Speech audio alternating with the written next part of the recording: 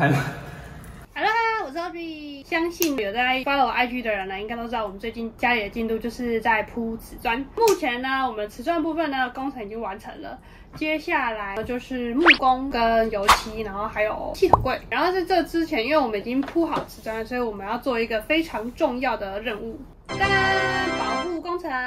这个保护工程呢，一般的价格就是一瓶可能要800到1000。如果40-50瓶，这样算起来多少？4万多块，也是要几万块这样子。所以呢，我就想说，这笔钱或许可以省下来，因为我在淘宝上面看到一个产品，然后写防潮、防刮，然后防撞。 所以呢，我就想说，那好像可以试试看，因为我看买家秀很多都自己贴了，那个影片看起来好像没有很难，贴到脸都不是天都黑了。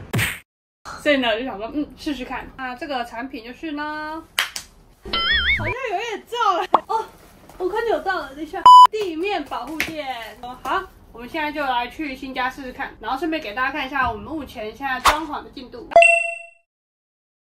还有一个东西呢，就台湾买的话呢，价格也非常的贵，所以我们也在淘宝上买了看起来一样的东西，还可以定做。完全看不出是什么。没错，我们待会儿就拆给大家。靠，这个很重哎！好奇的继续看下去，到底值不值得呢？让我们来拭目以待。保护工程师的一天 ，Let go。好，我们来到我们新家，现在呢带大家去看一下我们目前的进度。瓷砖好的部分。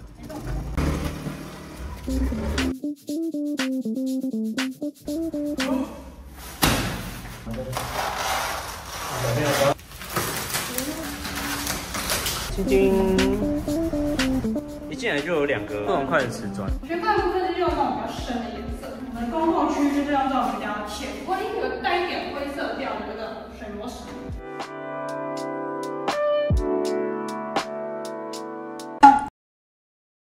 整个颜色拍起来很舒服。这种公共区域的，我觉得要用那种大块的瓷砖，让空间感比较宽敞。这个大小大概就是60乘120。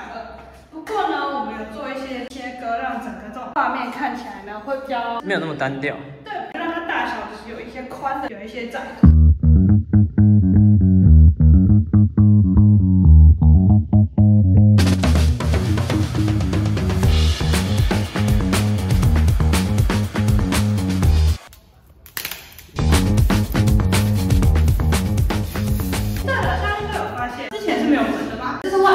然后内装在这，明天应该就可以把玻璃装上去了，我们就落地窗了。因为我们前面的部分其实一整组就有一次做好了，其实这里还有一扇窗。所以其实我们现在呢，已经是一个有天地壁跟门窗的房子。我你这样说，现在是小偷进不来的。对啊，因为这也是门户大开，所有人要进来，连邻居什么要进来看，你就完全可以自己随意进出。然后呢，这次我们有个重大进步，就是楼梯。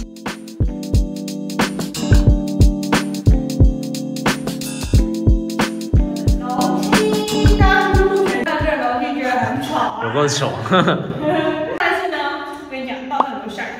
我们这楼梯其实是悬浮梯。对。那目前你看到这根直的跟这根斜的，就是因为现在还在工程中，所以就是有一些比较重的东西，所以我们就先用这个暂时的把它撑住。目前也只是骨架的部分而已啦，上面还会有其他的包覆材，所以不会像现在这个就是铁的颜色这样丑丑。这个暂时的这个地方就会拆掉，然后就变成悬浮的地方，受力应该就是这边会固定的。 对，有加强一些结构，就让它有悬浮感。对，因为它只做一边这样，支撑的年限更久一点，所以我们有特别的加强。对吧？这个我觉得可以等做好之后，我们再跟大家介绍一下。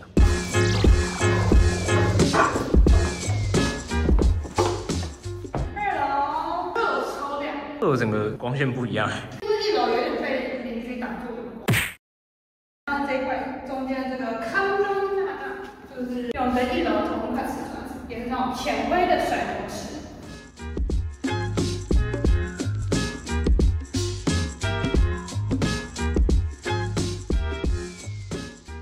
上次拿这个照片给我朋友看，然后我朋友说：“现在这样因为它一点一点嘛。对，我们这就不用扫了。这块是脏污还是？你现在就分不出来了。这是本来就这样啊。然后我们的那个，我们就是最后只变成整片黑的。你说浅灰变深？对啊，变成灰。还没贴的部分都是木地板。这边算是客厅的范围嘛？对，然后这边是书房。用地板的瓷砖的颜色来做一个空间的区隔。接下来呢是我们的客浴，还有一个抽纸间，也有超级大进展。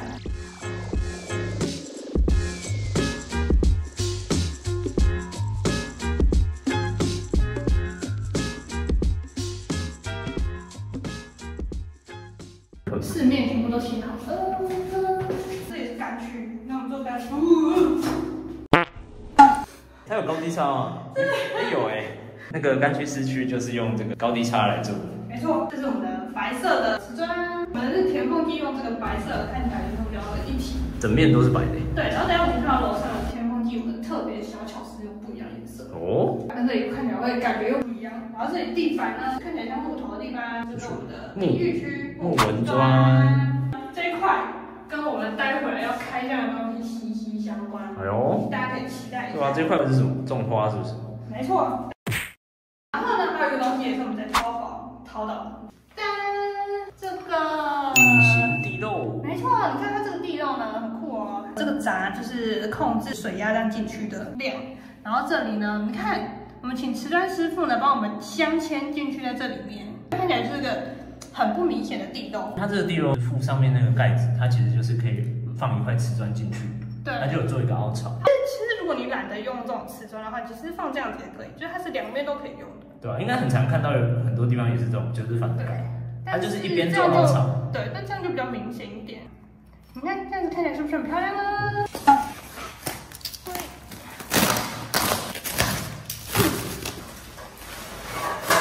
当然，给大家看一下，这个就是我们刚刚看到的地漏的大型版。这里就是它做了一个凹槽，然后让你把那个瓷砖这样子，然后把瓷砖填。哦，就是在上面。对，这么大就是放在这里了。希望到时候做起来会很漂亮哦。哦，这也很亮，就是我们的3楼。